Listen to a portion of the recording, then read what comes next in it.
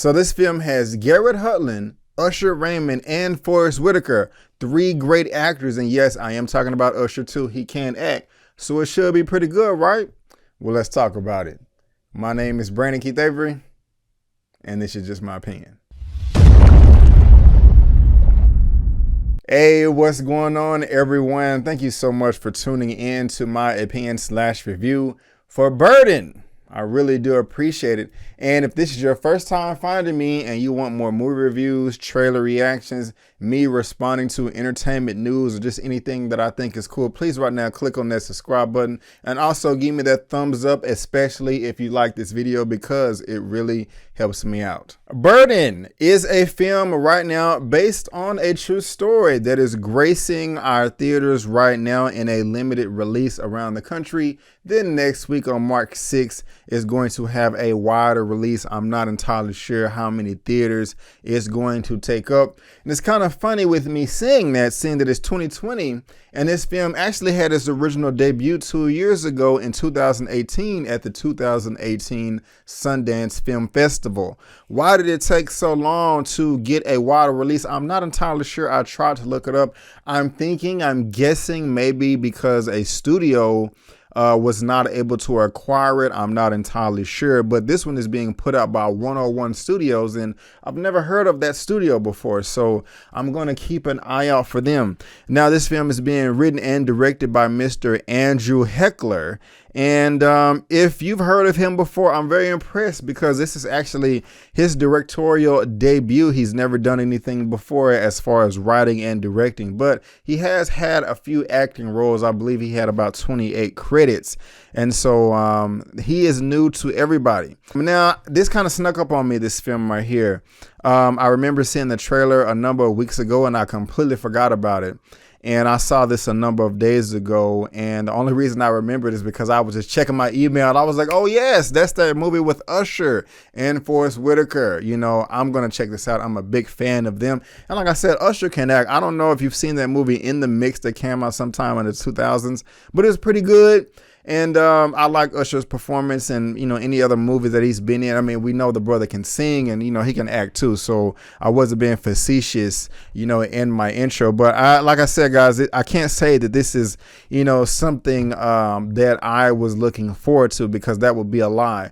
But what is this movie about exactly? Well, when a museum celebrating the Ku Klux Klan opens in a small South Carolina town, the idealistic Reverend Kennedy, played by Forrest Whitaker, resolves to do everything in his power to prevent racial tensions from boiling over. But the members of his congregation are shocked to discover that his plan includes sheltering Mike Burden, a Klansman whose relationships with both a single mother and a high school friend force him to re-examine his long-held beliefs. After Kennedy helps Mike leave behind his violent past, the Baptist preacher finds himself on a collision course with manipulative KKK leader Tom Griffith. In the face of grave threats to himself and his family, the resolute Kennedy bravely pursues a path towards peace, setting aside his own misgivings and hopes of healing his wounded community. Now, that is a very, very interesting synopsis, and I really want you to remember that, which I will come back to later. Now, like I said, this film is based on a true story. And when it comes to Hollywood films, when they say a film is based on a true story, I don't know if you can necessarily believe them all of the time. But the first thing that I liked about this movie, I'll go ahead and say, are the performances. Now, like I said, I'm a fan of Usher. Think he is talented, but he is in this film very brief. But what he did, it was okay. It's nothing to get too crazy about. But I thought Forrest Whitaker did do a decent job, especially Mr. Garrett Hudlin. I don't know if you're familiar with him, but he was in Tron that came out in 2010, the Disney reboot. He was also on Friday Night Lights. I believe that was his first film. Four Brothers, also a Death Sentence that was starred Kevin Bacon and was directed by James Wan. That is a very good film. Hidden gem. If you haven't seen it, I strongly suggest you do see it. So, you know, I'm a fan of all three of these actors, and, you know, for the most part, they did do a good job. Especially Garrett Hudlin. I can't say his name for some reason right now. You know, he is the KKK member. He is a white supremacist.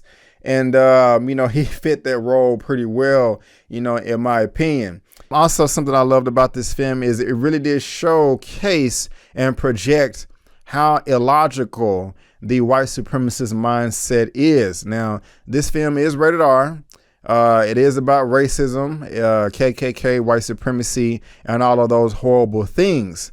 And, especially if you're black, there are going to be some scenes in this movie that frustrate you and kind of get your bloods boiling. Now, I feel that anyone that believes in true justice, that no one should be mistreated whatsoever, and just have an ounce of decency in their heart, would agree with me in saying that the racist white supremacist mindset is completely insane, it's illogical, and it makes no sense whatsoever in any form.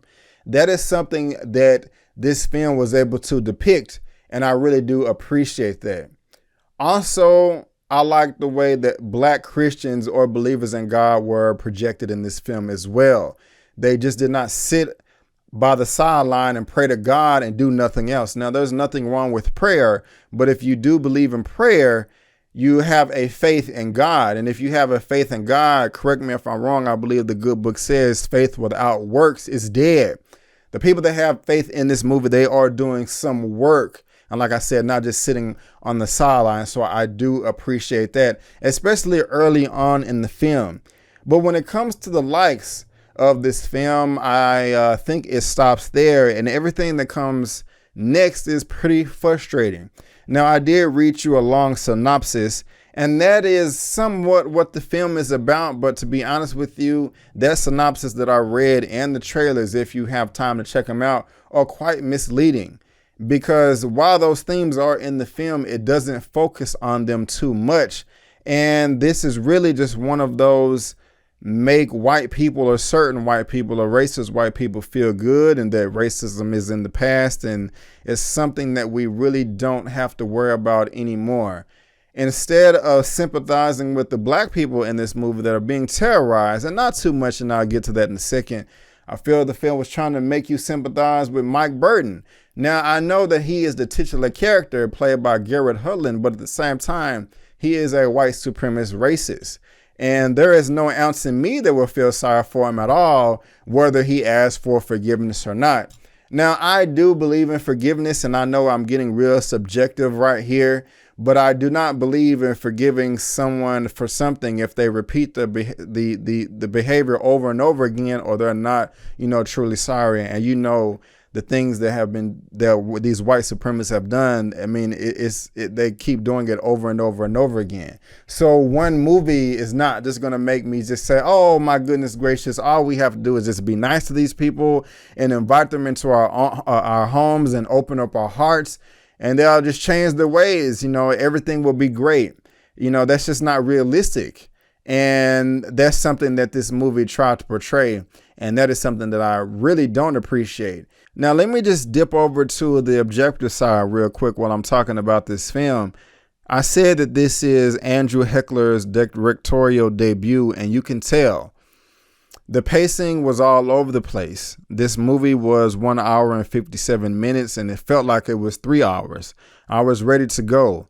There were too many times to where he would be shooting a scene that didn't strengthen the film at all. It was just a waste of time.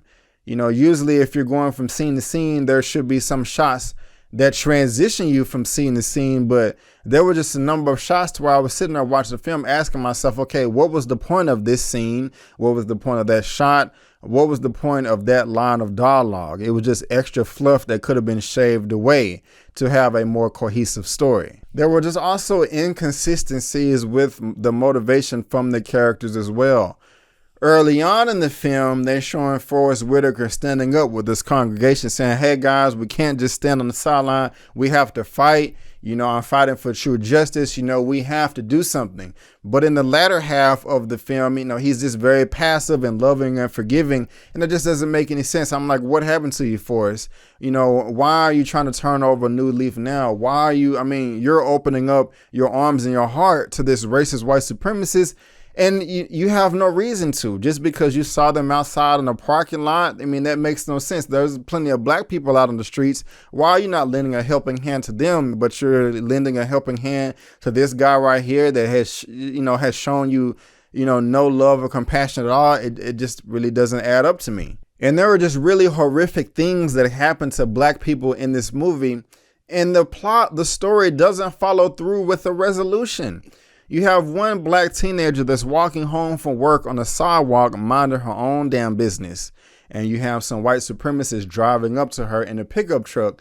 And as they're driving by, you have two racists in the back that pull out their penises and piss on her as she's walking by. She's terrorized by this. But does anyone follow up with this? Does she go report this to anyone? Of course, she's probably not going to report it to the police. But does she go tell Forrest Whitaker or any other black people that can have her back? No, she doesn't do this. I mean, she cries right there. And this sequence of events never comes back up in the film. Or another black man gets his ass beat randomly, at a crosswalk or a red light.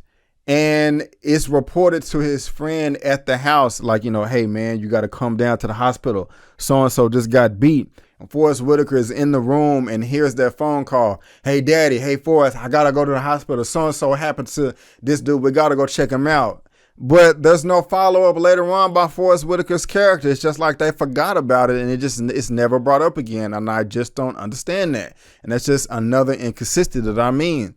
And like earlier when I said that this is based on a true story, I mean, is it really?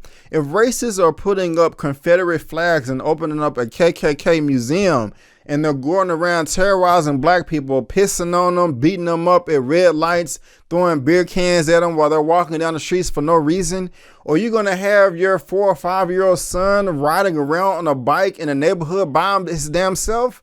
No, that's just insane to me.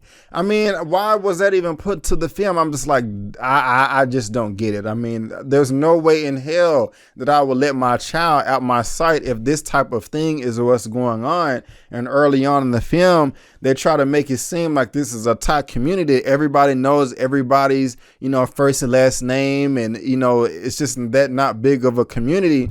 But when you have these things going on, there's just no protection. Kids are wandering off by themselves. I'm just like, okay, was this really a true story? And while I'm saying all that, guys, I'm not saying that I hate this film or that it was absolutely horrible. It wasn't. But I definitely was not in love with it either. It comes in right at the middle. But the main thing that just really bothers me is I feel that this film is asking you to sympathize with the white people or the white supremacists that, of course, definitely do not deserve it. I mean, this is dangerous to me, this type of film. It begs black people to forgive 400 years of oppression, in my opinion, when we have not been made whole. And that is just something that I cannot subscribe to. So before I actually shot this review, I was going to give it a 6 out of 10, which is barely passing to me. But I think I have to take it down a little notch. So if I had to rate Burden out of a 1 out of 10, I'm going to give it a 5.5 out of 10. Yes, a 5.5 out of 10. But guys, that is just my opinion. If you like the video, please go ahead and give me the thumbs up. Also, please subscribe to the YouTube channel. You can also look me up on social media, Facebook, Instagram, and Twitter, all that good stuff. It's right there at the bottom of your screen. And I have links in the pinned comments and the description box. And also let me know in the comment section, have you even heard of this movie before? And do you have any interest in seeing it?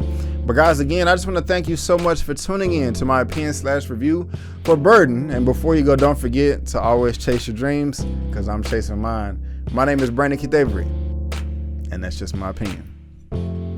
Peace.